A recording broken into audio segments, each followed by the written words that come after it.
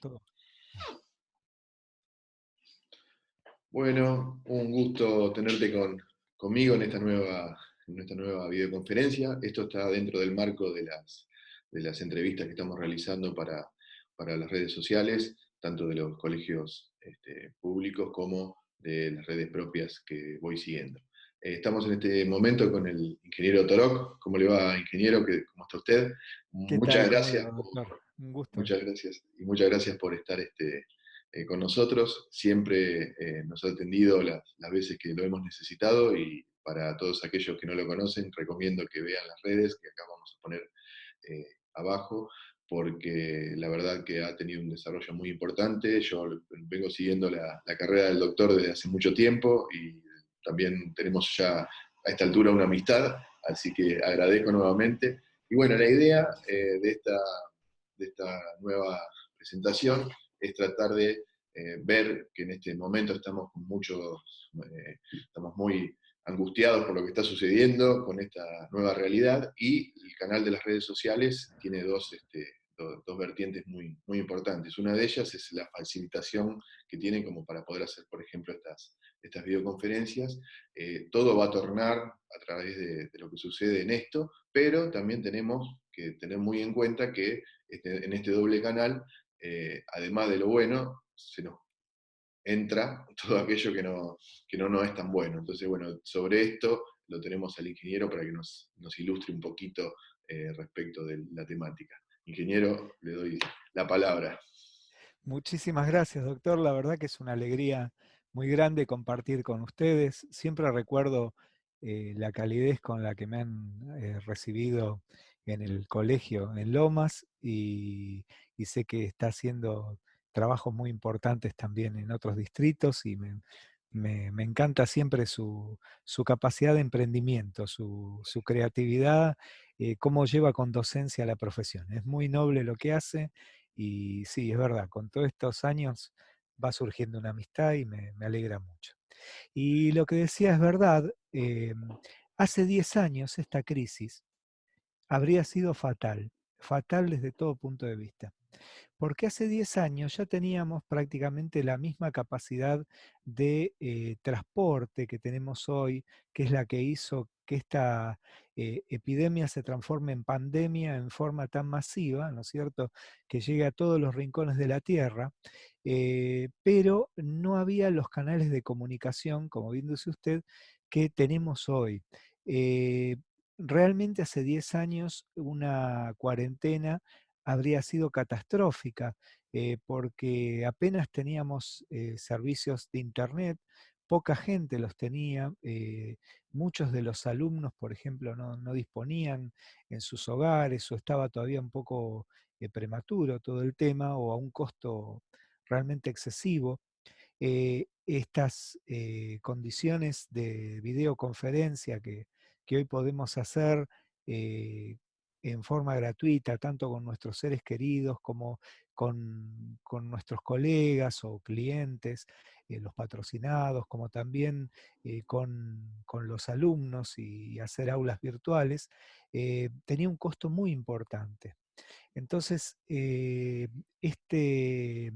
la sensación, digamos así, que tenemos de aislamiento y de un freno en la producción económica, en realidad es, dentro de todo, relativa.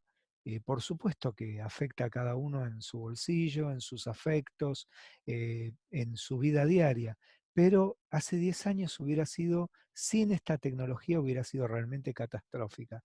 Por eso realmente eh, a este grado de, nosotros decimos el estado del arte, se define, ¿no?, en ingeniería. Y bueno, en el estado del arte, de la tecnología de la información, hoy resulta todo mucho más llevadero y a un costo bastante ínfimo, ¿cierto? Muy bien, correcto. Y Doc, decime más o menos a ver qué te parece respecto de cómo podemos encauzar esta nueva cuestión en todo lo que tiene que ver con el ciberdelito y esto que tanto Sí, sabés y tan con todo referente sos gusto. para mí en muchas Sí. cuestiones cuando tengo algún caso puntual. Te agradezco mucho. Mira, eh, Primero una reflexión, ¿no? Hoy casualmente a la mañana tuiteaba en mi cuenta que por lo menos en provincia hay un esbozo de firma digital, aunque no se la aprovecha como correspondería. Pero en justicia nacional y federal no. La ley 25.506 es del año 2001. 2001. Incluso fui el primer responsable de seguridad de la información que tuvo la provincia ya por el 2004, 2005, por ahí no recuerdo, 2005 me parece. Y estábamos también con todo el tema de la firma digital de la provincia y me asombra que realmente lleguemos a esta etapa sin haber avanzado. Vos fijate que si los expedientes realmente nos manejáramos con firma digital, pero bien, en serio, con todo como tiene que ser, prácticamente uno tendría que apersonarse a lo sumo para ratificar, digamos, el inicio de las acciones, para aportar los indicios, las evidencias para que el juez lo pueda ponderar como prueba, eh, eh, cosas muy elementales, incluso si se hiciera un trabajo en combinación, por ejemplo, con los colegios de escribanos, eh, hay muchas cosas, como por ejemplo declaraciones, certificaciones de documentos presentados así como evidencia, que hasta se podrían sacar en el buen sentido de la palabra de la sede del tribunal, agilizando más las cosas. Y ni hablar de lo que sería la velocidad que tomaría todo esto, porque en vez de depender que sean incorporadas las cosas y cargadas nuevamente, con un rápido proceso de revisión y aprobación, ya podría estar todo incorporado al expediente, no tendríamos tanto papel, se reduciría sustancialmente. Mira, yo te cuento mi caso personal. Yo cuando empecé, bueno, como vos sabés, llevo 29 años de perito. Y cuando empecé, cuando se fue generando, digamos, en el momento que ya empezó a tomar movimiento todo esto, particularmente después digamos, de tanto de la ley de firma digital y de habeas data, allá a comienzos de los 2000, como particularmente a partir del 2008 que se firma la ley de perdón, la ley de delito informático, la 26388, que esa ya en su artículo primero le da entidad a la prueba digital, la misma entidad que tiene las otras formas de documento, porque hasta ese momento teníamos la evidencia digital en muchos casos es mucho más rica, incluso, por ejemplo, que el documento hológrafo y muchas cosas así, es mucho más rico. Pero claro, al no estar tipificado, era como que dependíamos mucho de la buena voluntad de un juez. A mí me ha pasado, por ejemplo, en alguna provincia eh, de- que digamos que tenía poco avance en aquel tiempo a nivel tecnológico, yo iba con un exhorto, con una causa muy complicada, teníamos que el juez tenía que habilitar una medida de tipo cautelar y hacer un allanamiento, digamos así, en un determinado lugar, y el juez me dijo, si usted no me explica esto de la firma digital, perdón, no explica esto de la prueba digital, Claro. yo no habilito. Bueno, le expliqué. Lo cómico es que luego, cuando con el paso de los años me convertí también en docente de los jueces federales y me tocó ir a esa provincia a dar clases de formación para los futuros jueces federales, la anécdota era ya más bien local, ¿no? Ahora, te decía, en eso, cuando todo era papel, yo tenía un placar completo con las carpetas, digamos, correspondientes a los legajos de cada causa. Y yo un simple perito, me imagino ustedes los abogados, No. y ni hablar los tribunales. Nos quejamos que los tribunales corren riesgo de la estabilidad física por el peso del papel, las ratas, en los empleados que hay que dedicar, el traslado de los documentos con todo el riesgo que ello lleva, el robo de expedientes o de elementos, y todo eso bien llevado en forma digital sería otra cosa. Claro, Esta, perdón, yo acá en este punto te hago la otra, ¿no? Hago como del abogado del diablo, que para eso sí, estudié tantos años. sí, me Eh, parece genial. ¿Qué sucede? Acá, en esta cuestión, hacia dónde vas es clarísimo. O sea, mucho mejor es el expediente digital, mucho mejor es el archivo digital, mucho mejor Sí, es en muchos sentidos. Pero, ¿qué pasa? Al que no conoce, como a nosotros, lamentablemente en la facultad, ni mucho después, tenemos nada relacionado con las redes sociales que se debería haber ya a esta altura en las universidades. Eh, ¿Pero es seguro? Es la pregunta del abogado, ¿no? O sí, del médico sí. también con el tema de la historia clínica. ¿Es seguro? Esta firma digital, ¿es lo mismo que el papelito? Porque yo el papelito me ponen el sellito, ese lo guardo, y yo sé que lo tengo yo, salvo que ocurra una catástrofe, un incendio, nadie va a venir a decirme que ese papel no está firmado y sellado por alguien de tribunales, ¿no? Es bueno, y te contesto como con mis muchos años de experiencia de auditor en tecnología, incluso de entidades financieras muy importantes. Es más seguro. Bien. ¿Por qué? Porque vos podés generar mecanismos de auditoría, de registro de auditoría. Vale decir que lo que, o sea, vale decir tomando las cosas en serio, no haciendo simplemente el sistema como si fuera el sistema de compra en línea de un supermercado, que también tendría que tener registro de auditoría. Pero vos podés, por un lado, por ejemplo, cada uno de los movimientos que hacemos nosotros, replicarlo en forma espejada, o sea, lo envías afuera de la instalación en una forma de resguardo que ante la duda se pueda acudir a esos registros y se tendría realmente todo, fecha, hora, dirección IP, eh, todos los intervinientes, su firma digital, todos esos elementos se podría resguardar. Vos fíjate que, bien decís lo del papel, eh, vos sabés que existen unas impresoras en Estados Unidos que las llaman que son impresoras que tienen la particularidad de emitir con la impresión, es tan alta la calidad, es tan fidedigna, que Estados Unidos no se lo vende ni siquiera a sus aliados, ni Inglaterra, ni Israel, porque además imprimen con la tonalidad exacta y hasta con un cierto relieve. Entonces se lo llama de manchas amarillas. Hay unos pequeños puntitos que hay que mirarlos en forma electrónica que te permiten saber la marca, el modelo, número de serie, precisamente por lo riesgoso que es, porque se podría adulterar hasta incluso bonos y otra clase de documentos con eso.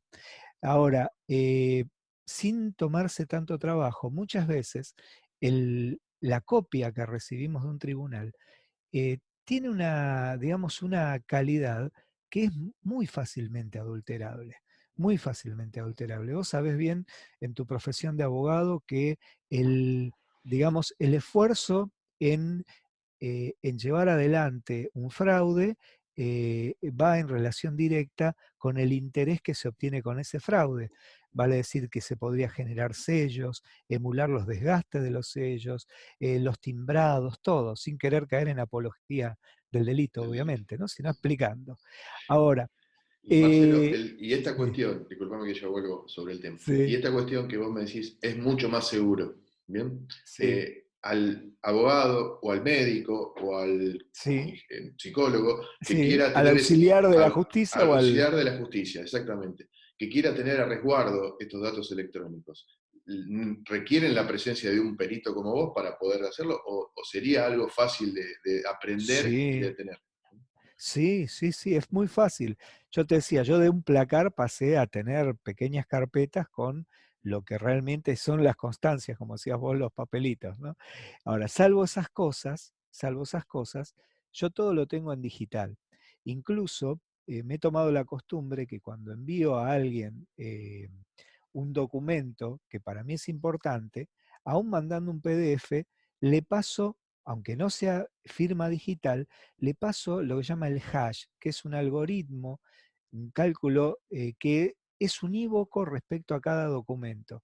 O sea, le calculo, eh, eso corresponde no solo con el documento, la capacidad, digamos, digamos, eh, cuántos bits que lleva implicado, lleva también la fecha, la hora, una serie de cosas embebidas que si incluso yo lo grabara medio minuto después, ya cambiaría el hash. Entonces, eso nos da ese resguardo. Yo muchas veces, cuando incluso envío por ejemplo, cuando subo documentos, incluso a la plataforma jurídica, saco el hash, lo calculo, y como quien no quiere la cosa, donde dice, donde hago la descripción, pongo el documento y pongo ese número de hash. Nada me lo impide, o sea que está permitido, y es un resguardo para nosotros cuando presentamos cosas, por si hay una adulteración o lo que sea. Bien. Ahora, si querés podemos ver hacia el lado de cómo influye, así como esto influye a favor, porque ya Exacto. hablamos de la vida, ¿no? Hablamos de nuestra vida personal, de nuestra vida profesional, podemos ver hacia el otro lado, si querés. Perfecto, excelente. Te doy paso para ahí, ahí donde, donde creo que a todos los que estamos, los que van a ver esto, están esperando que así sea. Con todo gusto. Vos sabés que, ¿viste cuando la policía persigue con una camioneta vieja o con un auto medio desvencijado a unos delincuentes que se van en un vehículo de muy alta gama deportivo? No vamos a decir ni Audi ni BMW. Me lo van a Y censurar. claro, nos lo van a censurar. Y de repente se enfrentan, entonces están con el arma reglamentaria enfrentando a delincuentes que tienen armas modernas, mini Uzi, Glock y todo ese tipo de armas, ¿no es cierto? Entonces, es como que esa tecnología le dio al delito una ventaja inesperada. La tercera película de la saga del Padrino, cuando Al Pacino, que era digamos, el padrino, ya el segundo padrino de la saga, ¿no es cierto? Eh, Recibe a Andy García, su sobrino, que le dice, padrino, quiero ser uno de tus soldados, o sea, quiere ser gatillero. Y él le dice, yo no necesito más soldados, dice, yo ahora necesito abogados. Eso es hacia los años 70. Si vos te fijás, esa película está ubicada en la época de la muerte de Juan Pablo I, de todo el tema de la Loggia Propaganda Due, el Banco Ambrosiano, todo ese caos, justo ese momento, ¿no? Eh, y claro, él le dice que necesita abogados, ¿por qué? Porque lo que necesita ya es otro estadio del perfeccionamiento del crimen, y es combatir a la sociedad, desde el crimen combatir a la sociedad, con las propias herramientas de la sociedad. En ese caso, con los hombres del derecho, obviamente no hombres de derecho sanos, sino inescrupulosos. Pero si hoy la hicieran la película, eh, le diría, necesito ingenieros, Ingenieros. necesito tecnólogos. Claro. ¿Por qué? Porque vos fíjate una cosa. En aquel tiempo, cuando había, por ejemplo, un robo a un banco, cuando llegaba la policía, lo primero que preguntaba era en qué vehículo escaparon. En cambio, hoy que pregunta, a ver, hagan las 4 llamadas a las 4 compañías que brindan servicios de telefonía celular que indiquen todos los celulares que estaban activos en la zona. Tomen el registro de cámaras de seguridad del banco, de los negocios de la zona, las cámaras de tránsito, las cámaras de lectura de patentes. Fíjate que todavía ni siquiera intervino el factor humano, está recopilando indicios que en muchos casos son indicios vehementes porque, por ejemplo, hay cintas testigos de filmaciones que tienen ciertos protocolos de resguardo de seguridad o combinación de distintos indicios simples que nos llevan hacia una semiplena prueba. Hay una serie de elementos que cambian el contexto de la investigación. Hoy es mucho más sencillo. eh, Vos fijate, cuando se hablaba de la Guerra Fría, en los años 60, se mataba a un espía que llevaba media lista codificada con los agentes, no sé, que estaban atrás del muro. Y hoy, en cambio, tenés con todas estas redes sociales que creemos que son gratis y es mentira que son gratis, porque las pagamos con nuestra privacidad, saben nuestros datos, saben los datos de todos nuestros familiares, nuestros amigos, las fotos nuestras de ahora, con quién nos juntamos, las fotos de antes, incluso una vuelta, Facebook había hecho un desafío, tenías que poner una foto tuya actual y una de 10 años atrás. ¿Para qué era? Para con un cálculo algorítmico poder estimar cómo ibas a ser un poco más adelante. Lo mismo que ese juego que te hacía verte más viejo y eso. Imagínate la fortuna que sale en servidores, desarrollo de programas. Todo eso son todos, es información que damos a los servicios para que después, cuando vamos por cualquier aeropuerto o por cualquier lado, sepan, ahí va Marcelo, mirá, está acompañado de fulano o de mengano, y nos puedan tener bien, bien identificados, ¿no? O sea, son mecanismos que los gobiernos toman para su seguridad, las empresas toman para potenciar su aspecto comercial, y la delincuencia también los toma para llevar adelante. Vale decir, la tecnología, en primera instancia, potenció el delito y el crimen, ¿no es cierto? Ahora, también potenció la investigación. Hoy en día, mira, yo hace unos cuantos años atrás, vos sabés que yo hace muchos años que doy clase a mis colegas, tengo la suerte de que muchos de los que son actualmente colegas, de una manera u otra, fueron alumnos míos. Y me acuerdo que en otros tiempos te costaba convencer de que quisieran un curso al menos para poder aprender los aspectos procesales, porque la profesión, digamos, tecnológica, la idoneidad requerida por la función del auxilio de la justicia, lo tenían, pero nos faltaba a nosotros, viste, eso de que no está en letra, que todos esos términos tan propios de ustedes, nos dejaban ahí pagando, viste. Entonces, aunque sea por eso empezar. Hoy en día, en cambio, fíjate que mm, vos, que sos una persona muy avanzada en el tema tecnológico, y otros colegas tuyos hacen especializaciones, hacen cursos, tienen muy en claro el tema.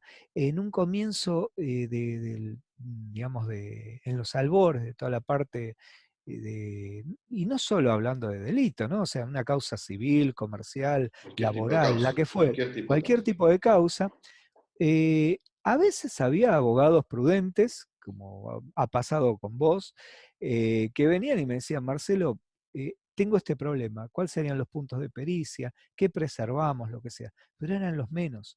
Hoy en día, constantemente, tus colegas consultan a ver cuál sería la mejor manera de preservar. Están por despedir a mi cliente, o mi cliente se está separando de su socio o de su esposo o de lo que fuera. eh, ¿Qué hacemos para preservar para que realmente sirva? Me gusta que ahora hablan o sea, antes te hacían una fotocopia o imprimían un correo y creían que tenían la prueba y no tenían nada. Entonces, esa evolución está. Ahora, vos sabés que así como tenemos un potenciamiento tanto del delito, como digamos, de la acción de la justicia, eh, también han ido surgiendo delitos eh, propios, o sea, eh, empezamos a hablar de ciberdelito, de cibercrimen. Entonces, un poco hay que ver incluso hasta la diferencia, ¿no es cierto? Eh, a la enorme audiencia que muchos de ellos son abogados o jueces o colegas míos en cuanto a auxiliares de la justicia, eh, no hace falta recordar la diferencia entre delito y crimen, pero bueno, digamos que, como yo le digo a mis alumnos, yo se lo explico así a gente que no sabe nada de derecho como ustedes. ¿Qué es la cibernética? Y digamos, a partir más o menos de los años 80, se empezó a tomar como una ciencia lo que era los mecanismos de control a distancia, los procesamientos de datos, la integración con audio, con video, todo eso se lo tomó como la cibernética. Una ciencia, empezó a ser una ciencia propia, ¿no es cierto? Con tecnología digital, primero era analógica, que era más rudimentaria, después digital, eh, informática y electrónica, todo combinado. Ahora, eh, yo le digo a mis alumnos que no tienen el conocimiento cabal que tiene tus colegas, digo, miren, ¿vieron cuando vos vas a estacionar en una avenida y el policía te advierte y te dice que ahí no podés hacerlo? Eh, bueno, ahí te advirtió, pero si vos igual te emperraste o él te dio 5 minutos y te quedaste una hora, te labró un acta de infracción, cometiste una infracción, fuiste escalando. Ahora, eh, en realidad el policía no lo hizo por él ser el Señor, el Dios, el Todopoderoso, lo hizo en representación de la sociedad. El siguiente punto escalando es el delito. El delincuente que comete un robo, un hurto, una estafa, que en realidad el escalamiento no, digamos, no afecta a la integridad de la persona. No hay personas afectadas en su integridad, sí en su patrimonio, lesionados sus derechos. Bueno, esos son delitos. Ahora, cuando el delito es muy grave, cuando ya el daño es de mucha relevancia o implica personas, empezamos a hablar de crimen. Así le digo a mis colegas que no tienen la experiencia de ustedes de derecho. Ahora, si sumamos el mundo cibernético con el delito y el crimen, tenemos el ciberdelito para una determinada magnitud y el cibercrimen, que es lo más poderoso. A veces algunas personas llaman a todo, como dirían en CSI, cybercrime o cibercrimen, y no, y hay ciberdelito y cibercrimen.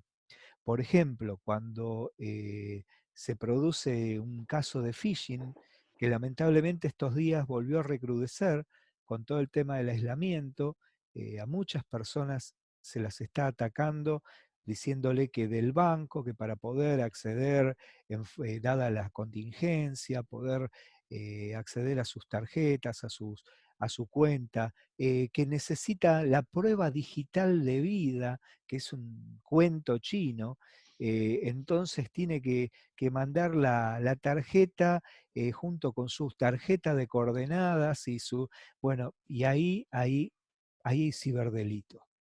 Y ciberdelito pasa mucho por todas esas cosas, por todos esos robos. Vos sabés que el año pasado me tocó una cosa bastante simpática, digamos así. eh, el, el nieto de Mirta Legrand, Nacho Viale, armó una miniserie que no sé si se estará por estrenar en algún momento, sobre distintas formas de delito y de crimen, ¿no? Eh, y primero me pidieron asesoramiento sobre cómo sería una viuda negra digital. La viuda negra, Bueno, para los que recordamos, muy bueno. digamos, la viuda negra, ¿por qué hablamos en femenino cuando siempre hablamos en masculino? Y porque en esa sociedad machista, en la cual el hombre era el proveedor, el hombre también era el incautado muchas veces por mujeres que eh, le hablaban de atributos que de repente podía o no tener, y de alguna amiga que de repente también lo quería conocer y el hombre amanecía drogado, robado, etcétera. Ahora, esa mujer, esa viuda negra, tenía limitaciones importantes en lo que era eh, y ahí sí era un crimen, porque estaba en forma directa con la persona. Hoy en día, las viudas negras 2.0, resulta que en varias redes en forma simultánea, nos pueden estar estudiando a todos, tratando de acceder a alguno por LinkedIn, a alguno por Facebook, al otro por WhatsApp, al otro por distintas formas, ir ponderando, tener montones de personalidades diferentes, y cuando se siente segura, ya ni siquiera lo tiene por qué ver personalmente, porque le puede decir que está en tal provincia o en tal lugar y que necesita que le transfiera o que le haga tal cosa, o si ya logra acceder a la computadora, lo puede estar hackeando en línea mientras lo está engatusando, le produce un vaciamiento de cuentas, etc. Lo gracioso de esa serie que te decía es que primero asesoré, y después me dijeron: Marcelo, ¿podés hacer el que asesora a los periodistas que Saliste investigan? como Le personaje digo, también. y le digo, sí, con todo gusto. Me dice, ¿y le podemos poner al perito que asesora, Marcelo Toroc? Así que bueno, Hasta tu mi nombre tiene. personaje era hasta el nombre. Ahora, todo eso es ciberdelito. Claro. ¿Qué pasa con el cibercrimen? Yo El veo ciber... también, perdón, Sí. veo también la ciberinfracción en cualquier momento, Ujú. ¿no? También Sí, puedo vislumbrarlo, ¿no? Acá esta sí, cuestión de que ahora se está manejando en forma privada, por ejemplo, alguien sube una foto que no corresponde, indecorosa, y la bloquea Facebook, o bien te bloquea la cuenta porque vio que reiteraste ese tipo de cosas. Eso es una sí, infracción, es una sanción a una conducta, ¿bien? Que sí. no tiene consecuencias jurídicas de delito. ¿Bien? Claro, incluso Lo que hay pasa es que no están, acuerdo de partes, ¿no? claro, claro, es en base del acuerdo de partes, y no están contenidas dentro de una regulación estatal, esas cuestiones, hoy Sí, día. No están sí, contenidas. exacto. No están Entonces, contenidas, pero sí hay cosas que ya se van vislumbrando. Por sí, ejemplo, hubo una causa famosa en la cual dos compañías conocidas de cervezas, viste que ahora ya son todas multinacionales, por más que son marcas locales que conocemos de hace años, resulta que una empleó en su página web una frase que la otra la venía usando hace años. Entonces, ni lerdos ni perezosos, esta segunda empresa le pide a un escribano que entre en el sitio web y que preserve ese daño, como bien decís vos, esa infracción, a la, digamos, de ese derecho intangible de la empresa. Ahora, ¿qué pasó? La otra empresa, cuando llegó el momento de iniciar las acciones, hizo una pregunta muy simple. Preguntó con qué idoneidad el escribano certificó que lo que estaba observando en pantalla estaba efectivamente en línea en Internet y no se lo estaban presentando en una imagen residente en la computadora. Y eso le dio totalmente en contra, le volvió en contra la demanda. Y es real. El código procesal es muy claro con lo que es la preconstitución de prueba. La preconstitución de prueba claramente, dice el código, tienen que ser los mismos términos de las medidas cautelares. Vale decir, tiene que intervenir un auxiliar de la justicia que tenga condiciones idóneas, idoneidad en cuanto a la titulación necesaria, la experiencia, el registro o matriculación profesional, pero además, ¿qué pasa cuando uno es ordenado funcionario ad hoc para llevar adelante una pericia? Es fedatario, o sea, yo cuando a mí me nombran como perito de oficio en una causa, soy fedatario. Ahora, cuando me lo solicita un abogado para particular. proteger los datos, un particular, en ese caso no soy fedatario. Entonces ahí tengo que ir en combinación, trabajando a la par con un escribano, el cual va a dar la fe de mis actos. Pero ahí se suscita muchas veces una cuestión, que es que algunos escribanos no tienen, digamos, tan asumido como sus antiguos colegas abogados lo que es el tema de la evidencia digital. Entonces pretenden poner giros que en realidad terminan matando la medida de preconstitución y termina siendo un acta que no sirve para nada. vale decir que una preconstitución hay que hacerla en forma tal cual como si fuera una medida de oficio. Si no, no sirve. Eh, y digamos, y para esas infracciones que decís vos, es fundamental porque hay dos realidades con respecto a los derechos particulares nuestros hoy en día en Internet. Una de las realidades es que todo lo que vos subís no vuelve a bajar. Vale decir, es muy difícil poder borrar un contenido porque se multiplica, se expande, da vueltas. De hecho, hay hasta medios inescrupulosos de prensa que eh, tienen armado en distintos lugares pseudo medios locales de cero trascendencia, Los que no dejan de ser pasquines. una página.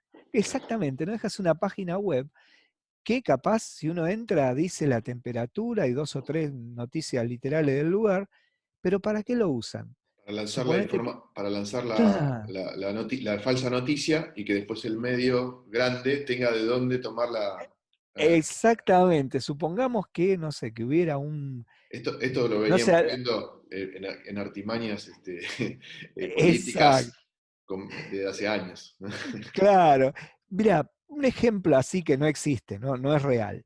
Pero supongamos que, no sé, alguna persona que se llame como vos y como yo, un tocayo nuestro, entra en conflicto con algún importante medio de prensa y se va a vivir, a pasar la cuarentena a algún lugar al sur que empiece con la letra de mi apellido, por ejemplo, ¿no? O sea, por ejemplo. Ahora, Podría pasar eso. podría pasar. Y supongamos que eh, no alcanzó con escrachar lo que está ahí, porque la gente ya se olvidó, y manda, por ejemplo, esto es todo en el plano de lo hipotético, una valija a ese lugar.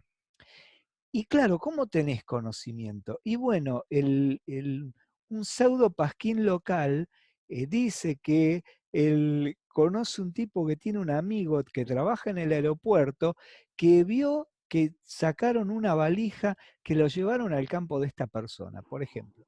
Entonces el medio hasta allá queda hasta protegido en sus fuentes Claro. y en realidad hasta está repitiendo algo que publicó otro. Lo que a ustedes, Inclusive hasta puede decir de dónde salió la fuente. O sea, lo dice sí, tranquilamente, del pasquín de tal lugar. Y bueno, sí, es una sí, fuente sí, válida porque él está respetando su derecho a mencionar la fuente y a tener la información de una fuente. Ahora, lo que pasa es que esa fuente es una fuente creada al efecto. Es claro, bueno, es lo que pasa, por ejemplo, con las sociedades offshore, lo lo mismo. mismo pasa con estas fuentes. Vos tenés a José No Tengo Bienes, que es el titular de un montón de esos pasquines, y que él, entre el derecho a la protección de la fuente, más, digamos, poderosos estudios jurídicos que tienen atrás cierta gente, te la complican, o sea, a ustedes profesionales, ¿no? Entonces ahí es cuando nosotros los peritos actuamos. Y yo te decía respecto al cibercrimen. El delito tecnológico hoy en día tiene, yo digo, esa es una teoría mía, hay tres consideraciones que tenemos que tomar. La tecnología como objeto del delito. ¿Qué es la tecnología como objeto del delito? A alguien le roban el celular o le roban la computadora. Bueno, eso es la tecnología como objeto del delito. Roban tecnología. A veces eso se complica. Por ejemplo, hay un par de casos que yo doy muchas veces en mis clases a mis alumnos de cómo esto se complica. Por ejemplo, uno que le robó el celular a un luchador profesional y se comió una paliza. Ahí intervino, ahí cambió toda la figura, porque por un lado estaba la tecnología como objeto del delito y a veces el exceso, digamos, de esta persona en lo que representó su defensa, ¿no? O peor aún, hay otro caso conocido, mucho más grave, que iban dos mujeres en un auto, en una camionetita, y un delincuente le arrebata el celular a la acompañante y la conductora lo pasa por encima, lo mata. O sea que ahí la cuestión, digamos, se complicó más. Pero digamos que el robo de tecnología es la tecnología como objeto del delito. Después tenemos la tecnología como instrumento del delito. Y la tecnología como instrumento es todo esto que estuvimos hablando del phishing, por ejemplo, o incluso estas ciberinfracciones, pero también hay cosas muy complicadas. Por ejemplo, todos los delitos contra la minoridad. Sabemos que tenemos, por ejemplo, el grooming, que tuvo su propia ley de un artículo descriptivo para tipificar y el artículo de forma del archivo y publicación, ¿no? Pero que es claro, el grooming es el acoso sexual de un menor por parte de un adulto empleando las redes sociales e internet. Eso, hasta ese momento, estaba un poco. Después sí se fue avanzando más en lo que fue la pornografía infantil, eh, hablar de pedofilia, hablar de pederastía, que para quien no lo tiene muy claro, pedofilia es cuando el contento es con las imágenes, te entiéndase contento no en cuanto a, digamos, Satisfacción. la satisfacción, sino el fin último, ¿no? O sea, ya sea imágenes para uso personal o para negociación, compartir, para integrar en redes, y que a veces lleva a delitos terribles, porque uno, eh, la pedofilia, que algunos dicen, bueno, pero solamente chateó con un menor y es verdad, el chico se desnudó. Mira, cuando fue la Segunda Guerra del Golfo, eh, iban los soldados americanos en las Hammer, eh, escuchando Guns N' Roses, es literal esto, mientras iban disparando la ametralladora 1270 que llevaban sobre el El techo. techo. Entonces, lo que para ellos podía sonar a ser otro videojuego, o sea, algo virtual, para la persona que era abatida o que perdía un ser querido o que quedaba amputado, no había cosa más real. Lo mismo pasa con los delitos virtuales. Eh, Muy a- buena analogía. Muy buena analogía. Gracias. Muchos defensores te dicen, bueno, pero se trató de algo que no hubo un contacto físico, no fue mucho más lejos que ver una película pornográfica. No, para el agresor la, la visualización puede haber sido una conquista más. Yo he investigado, vos sabés que investigo muchas causas así de acoso sexual, de abuso sexual, etcétera, y vos ves que cuando llegás a los dispositivos tecnológicos del agresor, muchas veces le encontrás listados de víctimas que tienen, cantidades de chicos o de mujeres, o ojo, también hay hombres que son, primero entran pensando que son unos piolas bárbaros en todo el derecho. Hoy estamos en el 2020, nadie se tiene ni que asustar ni asombrar de que uno tenga, por ejemplo, sexting, mientras Claro. sea entre dos adultos y en la órbita de la privacidad de las personas. Pero cuando hacemos intervenir un menor, o cuando después de esa foto te quieren extorsionar, ya sea que saques una resolución, o que le des plata, o que te vayas lejos de tu pareja, ahí sí, ahí la cosa cambia. Y con un menor, lo que te decía antes, lo que para este hombre fue solo como si fuera una partida más de un videojuego, no hay nada peor que le pasó en la vida a este chico. Y ni hablar si encima le metieron el miedo de que le pueden contar a los padres o que pueden publicar, ¿no es cierto?, en las redes. Acá Eh, te hago un paréntesis porque es adecuado y porque precisamente diste en el clavo de lo que se trata mi Instituto de Justicia Terapéutica. ¿Eh? sí, De entender que a veces esta cuestión del derecho interpreta a las personas como aquel que juega ese videojuego, que es el que utiliza el derecho, que utiliza la herramienta del derecho, y detrás de todo esto hay personas, ¿no? Hay seres humanos, hay menores afectados, sí, hay que por ahí no se lo visualiza, o el derecho empieza y termina en el marco de la causa, y por detrás y por fuera de todo esto nadie mira y nadie realiza, lleva adelante ninguna acción. Así que me viene es, excelente es, como de ejemplo inclusive para también llegar a todos con esto de qué se trata justicia terapéutica, que es la gran pregunta del momento para muchos. claro, es que vos fíjate una cosa. ¿Quiénes fueron los primeros peritos? Los médicos. ¿Por médicos. qué? Porque en la justicia, ¿quién dice que una persona está viva o muerta? ¿Un médico o un juez? Si hubo un accidente aéreo, se hundió un barco, una guerra, una epidemia como esta, seguramente después de esta pandemia, personas que viajaron a determinadas regiones muy afectadas y de las cuales no se supo nada por años, va a haber necesidad de disparar derechos hereditarios o que se pueda dar por caducos los compromisos, digamos, de matrimonio, etcétera. Entonces, además del médico, el que da fe de la vida y la muerte es el juez. El juez que teóricamente entiende de todo lo que es su órbita de aplicación. Esto es una utopía que para poder llevarla adelante y que todos funcionemos en un espacio civilizado, un espacio de sociedad, necesitamos que ese juez esté apoyado por la legislación adecuada que le permita adecuadamente poder aplicar el articulado que le permita definir sin duda las resoluciones que toma, pero por el otro lado necesita de los auxiliares. Ahora vos fíjate, decíamos que empezamos con los médicos. ¿Cuál fue el siguiente avance? Y los agrimensores. ¿Por qué? Porque cuando el hombre pasó una vida sedentaria, empezó a decir, bueno, mira, desde la lomada hasta el arroyo es de Juan. Desde el arroyo hasta donde empieza el valle es de Pedro. Bueno, entonces hacía falta un idóneo que pudiera definir esos espacios físicos. Y a Fuimos su vez avanzando. traducirle al juzgador para que él pueda decidir en su sana crítica razonada, porque no puede Exactamente. tener la sana crítica razonada si no tiene el conocimiento que tiene aquel que es agrimensor y que puede definir aquella cuestión. En este caso, Es, sí, exacto. Ahora vos fíjate, fue avanzando la historia y empezaron a haber auxiliares de la justicia en distintas especialidades.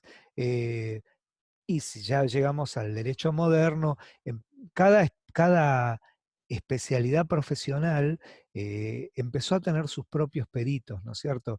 Y ahí nos encontramos hasta con peritos contadores públicos, con peritos médicos, pero ya no el médico que definía sobre la vida y la muerte. Hoy en día a mí me ha tocado causas, por ejemplo, en la cual a mí, en el análisis que yo llevara adelante, como no soy idóneo en temas de salud, el juez me nombra a mí un auxiliar mío que era perito médico infectólogo infantil. O sea, mirá claro, pero está perfecto porque era un caso de una epidemia en neonatología que lo que me costó conseguir los datos por el ocultamiento que hubo, y cuando lo conseguí, claro, hablaban, viste, de cocos y esto y el otro, y yo qué sé, viste, gracias que me acuerdo de vez en cuando de tomar algún paracetamol cuando me duele un poco la cabeza, si no, ni siquiera, ¿no?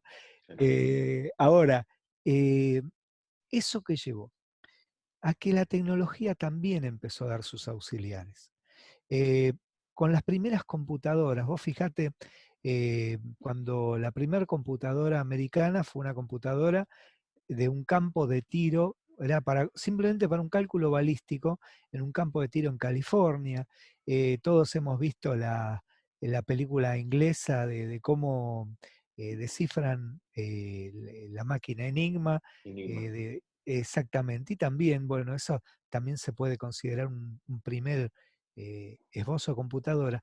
No tenía que ver con la vida diaria. Pero cuando empiezan las primeras computadoras domésticas, vos fíjate, cuando hablamos de hacker, por ejemplo, ¿qué es un hacker? Allá por los años 70, si uno estaba, por ejemplo, en algún lugar de Estados Unidos y vos querías comunicarte a larga distancia, el, digamos, la solicitud de larga distancia, la operadora te decía que agregues una X cantidad de monedas. Y eso generaba unos tonos multifrecuentes, tal cual como hace nuestro teléfono, y había un movimiento adentro de contactos eléctricos, de relés, como decimos nosotros, que parecía un hachazo, hack en inglés, que ese es un hacha. Entonces Claro. era como un hachazo. O sea, ese fue una forma de delito, lo mismo que el redondeo del centavo en los bancos. Ahora, hasta ahí todavía estábamos hablando de instituciones. cuando la computadora llegó al hogar, cuando llegó Internet, cuando fue avanzando Internet en los hogares, peor ahora que está todo exactamente en el celular, porque cuando mis hijas mayores, que están por los 30 años, eran chicas, yo en mis charlas ponía una foto de una computadora que tenía en el comedor diario y decía, miren, daba por consejo, 1 hora, permítanles, pero así en un espacio que ustedes controlen, más lo que haga falta para el estudio. Hoy en día el chico se va a dormir con el celular, con 4G, con todo, y ahí es donde fue el cambio del paradigma. Y ahí viene la tercera forma. Primero dijimos la tecnología como objeto del delito y después dijimos la tecnología como instrumento del delito. Y ahora veamos la tercera. Eh, desde que Caín mata a Abel, o sea que uno de los hijos de Adán y Eva mata al otro, y que dice la Biblia, dice, y la tierra clamó por venganza, hasta el último crimen sucedido en cualquier lugar en estos momentos, todos han sido realizados en el mismo espacio, en el espacio físico.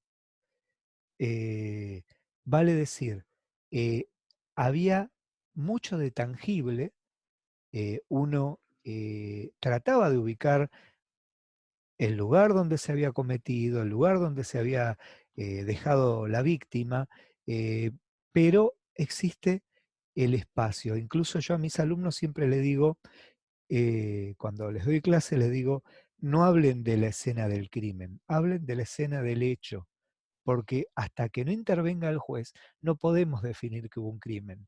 Hay muchos casos de suicidios que para poder vengarse de alguien que los jorobó, toman formas de crímenes que en realidad no fueron, o muchos crímenes que parecen suicidios, entonces, o accidentes, ¿no es cierto?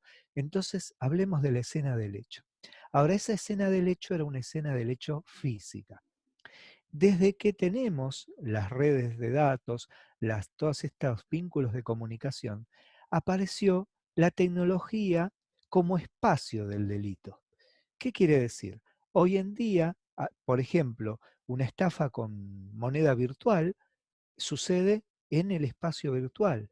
Incluso un, digamos, un español utilizando una red que está registrada en Estados Unidos con una sociedad en Delaware, o sea, no deja de ser, a pesar de estar dentro del propio Estados Unidos, de tener una condición offshore, ¿no es cierto? Con servidores instalados en Finlandia, puede acosar a un chico de Rosario, por decir algo. Entonces, toda esa transnacionalidad, yo cuando lo explico, le digo a mis alumnos jueces, le digo, ¿y dónde sucedió el delito? Y yo, en mi humilde opinión, y aprovechando que no soy hombre de derecho, entonces puedo cometer errores, yo digo, ¿dónde está la víctima? Muy bien. Sí, la realidad acá, desde el derecho, vamos a tener este proceso de entender dónde sucedió. En ese caso, quizás para nosotros es claro, es claro. La víctima sufre el hecho en su lugar de estancia, ¿no? Ahora, Claro, lo que por ahí no es claro, y que es muy interesante esto que estás diciendo, de un nuevo concepto de espacio y hasta de tiempo dentro sí, dentro de la idea de crimen, o la sí, idea de delito, porque obviamente el cuerpo del delito, la escena del delito, del hecho, tiene un espacio y un tiempo. ¿Bien? Ahora, exacto, en lo virtual, en donde, por ejemplo, tenemos un robo del Bitcoin, un robo de moneda sí, virtual, sí, sí, eh, virtual, realmente dónde sucede el hecho es un lugar, es una pregunta magistral que va a tirar por borda muchísimas experiencias y entendimientos del derecho, porque Bu- si no tenemos eh, lugar del hecho, en el plano físico, el delito, que sabés que tiene que tener esa tipificación, que tiene que ser taxativa y muy como un claustro cerrado para que se incorpore dentro de eso la conducta, si no tiene un espacio en el lugar físico, vamos a tener que o cambiar la legislación o entender que ese nuevo espacio-tiempo existe en paralelo dentro de nuestro tiempo y espacio. Es muy Bueno, es interesante. que está pasando hoy en día, por ejemplo, con todo lo que son los temas que le dicen clouds, ¿no es cierto? O sea, cloud, para quien no maneja mucho inglés, o sea, la nube, en realidad, ¿de dónde surge este concepto de la nube? Nosotros los tecnólogos, cuando hacemos desarrollo de redes, hay puntos neutrales de conexión a partir de los cuales nosotros perdemos el manejo, la soberanía de nuestros bits y nuestros bytes. Es más, nosotros en estos momentos podemos estar capaz separados 40, 50 cuadras y sin embargo, salvo que nuestras conexiones pasen por algún tipo de justo coincidencia de conexión local, estamos a mínimo 36.000 kilómetros. ¿Sabes por qué? Porque son los 18.000 que sube tu señal para llegar Satélite. hasta el satélite y los 18.000 que baja hasta mí. Entonces, las 40 o 50 cuadras se convierten en una distancia increíble y así con todos. Ahora, eh, vos dijiste ahí algo muy importante, hablaste del tiempo. Entonces yo siempre explico que imaginémonos una hilera, una guirnalda de luces, ¿no es cierto? O de banderines. Eh, bueno, esa hilera de luces sería nuestra línea de tiempo. Hay una luz central, una luz verde, que es el tiempo cero, es el momento en el cual se comete el hecho. Y hay unas luces que van hacia la izquierda, que son todos los momentos previos, toda la configuración, todo lo que sucedió. Lo mismo, ojo, así como hablamos de delito, pasa con todas las formas del derecho. Una familia un divorcio, esa luz verde o lamentablemente roja, como quieras definirla, es el momento del divorcio. Y todo lo anterior fue toda la evolución que llevó a ese divorcio. Y todo lo que sucede a partir de esa luz roja, digamos, hacia la derecha, por nuestra configuración occidental, ¿no? De derecha futuro, izquierda pasado, es todo, digamos, todo lo que aconteció después, pero que forma parte de una misma colección de eventos. Entonces, hoy en día, tiempo y espacio en la investigación son fundamentales.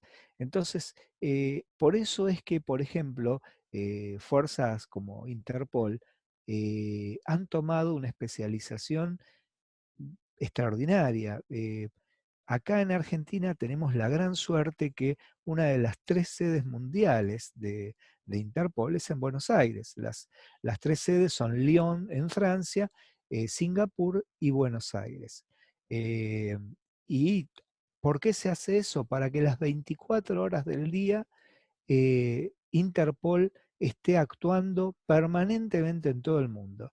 Y en Singapur, Interpol tiene una infraestructura tecnológica de investigación de cibercrimen realmente admirable. Es más, en Argentina tenemos el honor de tener un destacado especialista dentro de Interpol, hay personas de Europa trabajando aquí en su vida diaria, gente muy destacada, porque se comprendió que todo el día tenemos que tener balanceado, porque como pasaba, ¿no es cierto?, con el viejo imperio del gran emperador de Magno, que nunca se ocultaba el sol en su imperio. Lo mismo pasa con el delito. Y por eso es importante lo que vos decís, que tenemos que tener digamos, un análisis global, por ejemplo, el tema laboral. Vos fíjate, eh, eh, a- un ejemplo, ¿no? Eh, Horario de entrada, 9 de la mañana, horario de salida, 17 horas. Macanudo, perfecto. Ahora resulta que esta persona, eh, sigue con su celular permanentemente, o ahora, por ejemplo, está haciendo homeworking E incluso antes de esta época, ya hace rato, que de repente la empresa te da el celular, te da una notebook y un grillete. Entonces, sean las 3 de la mañana y un problema con la empresa y tenés que estar vinculado. ¿Cuál es el verdadero horario que trabaja esta persona? ¿Cuál es la disponibilidad de carga horaria? ¿Cuál es la realidad de las vacaciones gozadas por esta persona? Si es que estando de vacaciones tuvo que resolver cosas de la empresa, eh, vale decir, eh, la tecnología como pasó a formar parte de la vida. Y el derecho no es ni más ni menos que un fiel reflejo de la vida. Por eso ahora estamos tan hermanados bueno, y se dan todas estas circunstancias que, por ejemplo, me permite conocer gente como vos, ¿no es cierto? Precisamente por ese motivo, porque hoy ya nuestras actividades corren paralelas. Mirá, yo en otro tiempo, lo veo hasta en mis contactos personales, cuando empecé en tecnología, si vos mirabas, muchos de mis contactos eran colegas míos. Hoy en día, te digo, tengo tantos contactos tuyos y de otras profesiones similares como precisamente por ese motivo, porque cambió la tecnología, pasó a ser parte de la vida diaria como el derecho es parte de la vida diaria.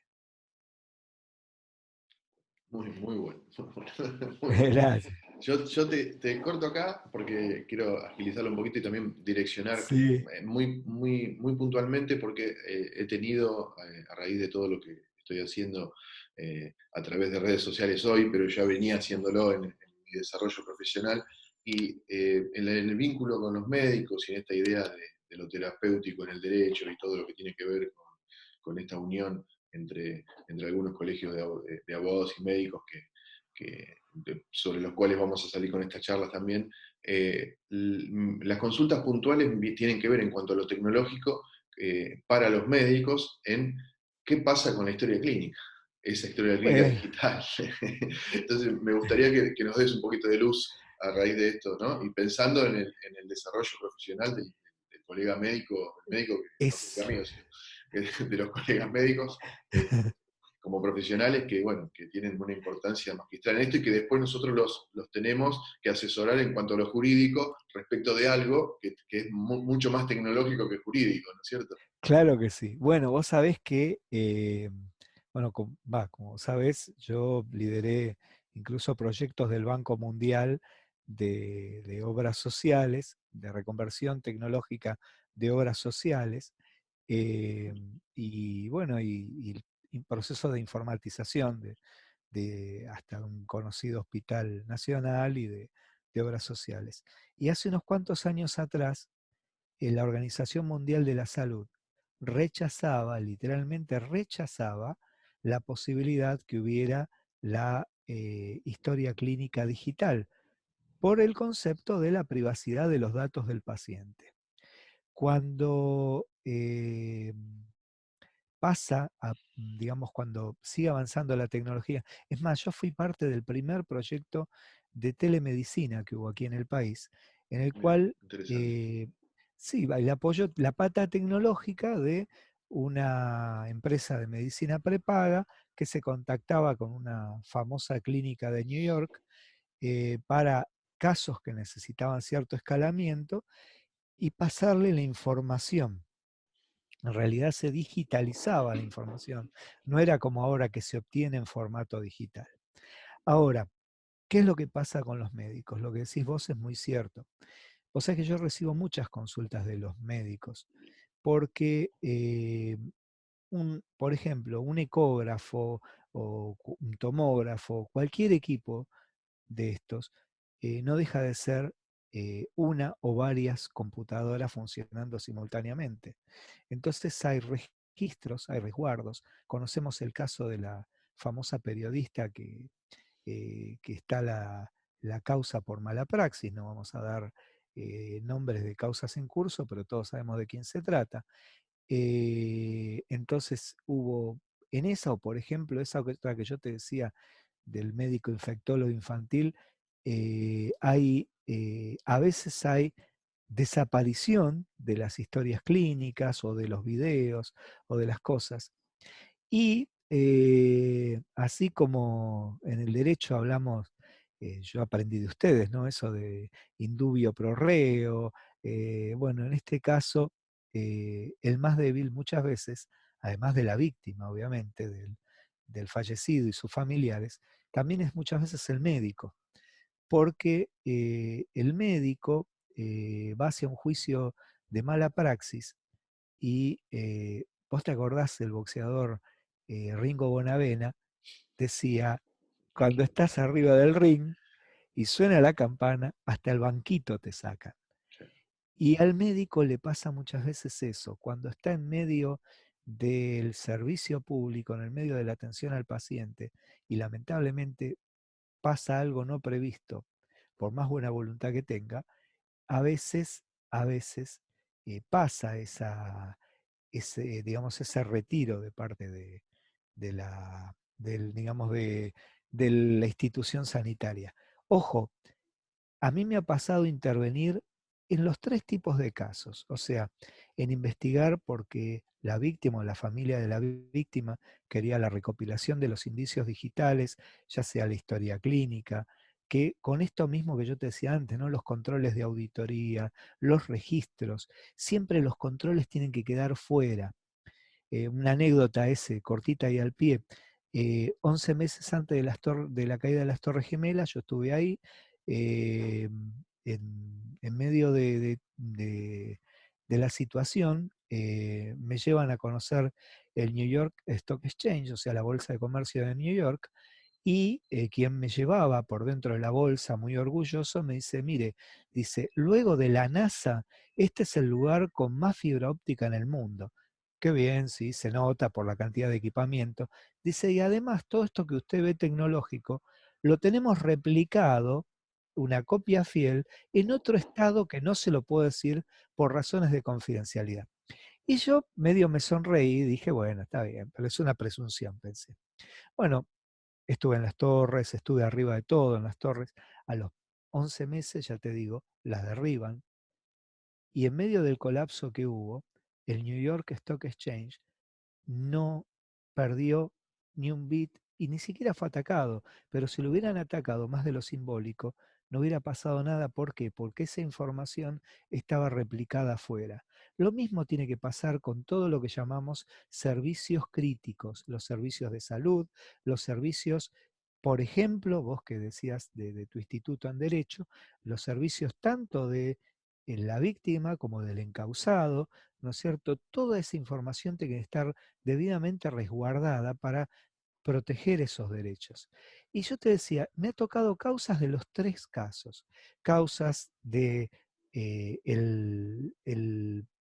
el paciente o familiares de la víctima, eh, me ha tocado casos del médico que está tratando de demostrar que él hizo las cosas bien, que se puede perfectamente observar bien que hizo un uso cabal del equipamiento médico que empleó, por ejemplo, una endoscopía o la aplicación de algún tipo de catéter o las condiciones, por ejemplo, en las cuales fue administrada una anestesia. Y me pasó también de parte de la empresa de salud e incluso de un laboratorio, me ha pasado, que así como, digamos, hay víctimas, también a veces sabemos, oímos de los cuervos y todo lo demás, y bueno, y sirvió claramente recopilar los indicios para demostrar que habían hecho las cosas bien. Eh, vale decir que el mundo del derecho y la tecnología y las ciencias, por ejemplo, de la salud, tienen un camino parejo. Yo siempre le digo a los médicos cuando tengo charlas con ellos, yo les digo, ustedes tienen que preservar sus bases de correo, preservar los WhatsApp. Hoy en día tenés que preservar las imágenes. Tené todo en una cuenta que no sea la cuenta que usás de correo, para que nadie sepa cuál es y no te la intenten hackear. Entonces mantené tus backups, mantené todas esas imágenes resguardadas con un proceso automatizado, cuestión de que nadie pueda decir que estuvo manipulado. En los correos, siempre que mandes una opinión, manda con una copia oculta a esa cuenta. Vale decir que por más que alguien te hackee la cuenta o intente algo, haya un principio ahí en el cual, a partir del cual se pueda hacer un análisis de los indicios para demostrar la idoneidad, la buena fe, ¿no es cierto? O sea, el buen proceder, ¿no es cierto? Muy bueno, muy bueno. Y el tema de cómo resguardar, también acá hay un problema que emerge en esta cuestión. Tenemos un médico que depende de una historia clínica de un hospital en forma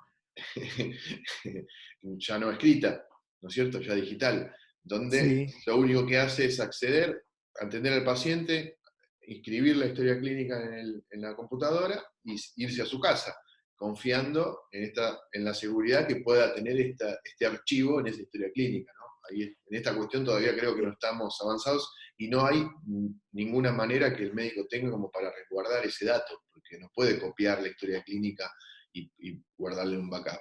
¿O sí? bueno, en realidad lo que no está prohibido está permitido y Bien. si mis ojos pueden ver, yo puedo sacar una foto, no digo hacer una copia digital, que sería lo ideal, ¿no es cierto? Poner un pendrive, pero al menos puedo tener una imagen de resguardo mía confidencial, la cual puedo aportar para la reconstrucción de esa línea de tiempo que hablábamos antes.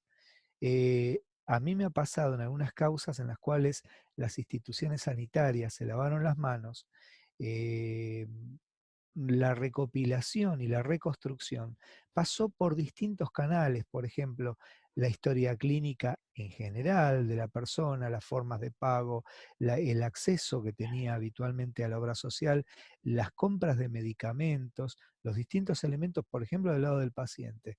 Y del lado del médico también. El médico puede perfectamente, si tiene esa imagen, ese resguardo, perfectamente puede decir, mire, yo aquí asenté y que se fijen, porque ojo, yo, salvo que estemos hablando de la muerte del presidente Kennedy, ¿no es cierto? No, nadie puede hacer una conspiración tan grande por una muerte. Entonces, si dice, bueno, usted lo que recetó no es lo adecuado, momento, verifique en la obra social, verifique a través de la tarjeta de crédito, verifique las recetas, cuáles fueron los elementos. No hizo la compra, bueno, no la hizo, pero son todos indicios que van llevando a una semiplena prueba. Yo siempre digo también, nosotros en tecnología, en ingeniería, hablamos de modelización. ¿Qué es la modelización? La modelización es la representación virtual de algo que no puedo volver a constatar físicamente. Yo no puedo volver a reproducir la caída de un avión, pero sí la puedo modelizar de la manera más efectiva posible, tratando de incorporar al modelo todos los factores climatológicos del avión, de la atmósfera, la ley de la gravedad, las distintas cosas, la carga, la distribución, para ver cuál fue el verdadero culpable. Y esa modelización también se puede aplicar en los casos de mala praxis o supuesta mala praxis. Eh, y si uno ve la evolución de la persona, por un lado tiene algunos indicios y si uno por el otro lado ve los diagnósticos similares del médico, va a poder observar si el médico en realidad puede eventualmente haber incurrido en un empecinamiento terapéutico o algo. Si no lo replicó en otras causas similares, ya lo torna más dudoso. Entonces es como que eh, en el modelo virtual que hoy en día nos permite la informática, vos sabés que yo intervengo en todas las causas notorias que hay en estos momentos en el país, ¿no? Desde cierta causa famosa desde 2015 en todas, y antes también obviamente, pero en todas intervengo. Y en todas tenemos un patrón que es tratar de recomponer, de generar un nuevo modelo.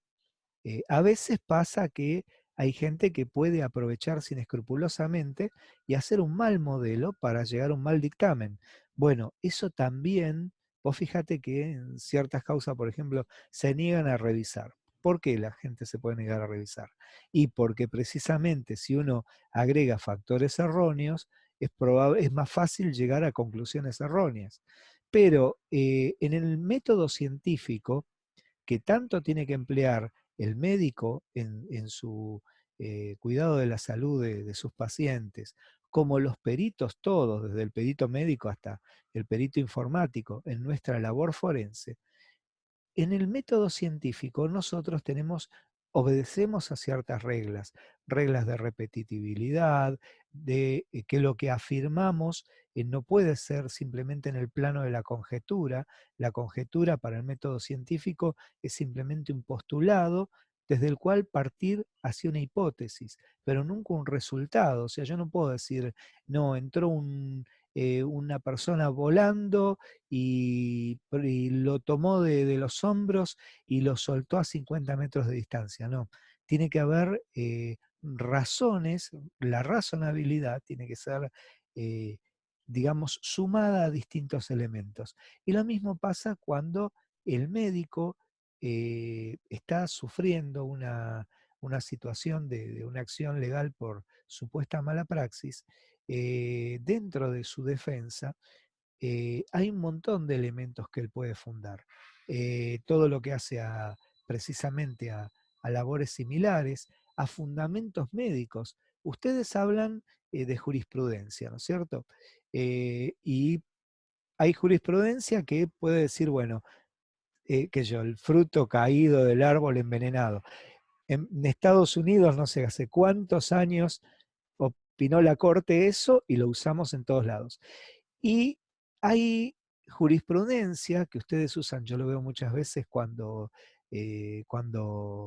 redactan sus demandas, que en realidad lo hacen en forma académica, o sea, muestran cómo en tal fallo pasó tal cosa.